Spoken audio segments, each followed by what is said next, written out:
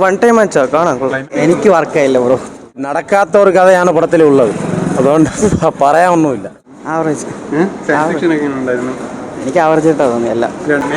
എനിക്ക് വർക്കായില്ല ബ്രോ. പടം പറയാനൊന്നുമില്ല, പടം പോയി.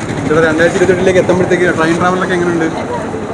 അത് പറയാൻ മട്ടല്ല, ഒരേ യുദ്ധം തന്നെ, അടി തന്നെ, തുടക്കം തൊട്ട് ലാസ്റ്റ് വരെ ഒരേ അടി തന്നെ നടക്കും. ഉറക്കം വരില്ല, കാണാം. എങ്ങനെയുണ്ട് ഇപ്പൊ തമിഴിന്റെ ആദ്യയുടെ പെർഫോമൻസ് എങ്ങനെയുണ്ട്? ആദ്യം പടം ഈ നടക്കാത്ത ഒരു കഥയാണ് പടത്തിലുള്ളത്, അതുകൊണ്ട് പറയാനൊന്നുമില്ല. പടം കൊള്ളാം ബ്രോ. എങ്ങനെയുണ്ട് ഫ്യൂച്ചറിൽ 2028 പോകുന്ന സീൻസ് ഒക്കെ എങ്ങനെയുണ്ട്? നൈസായിട്ടുണ്ട് പടം.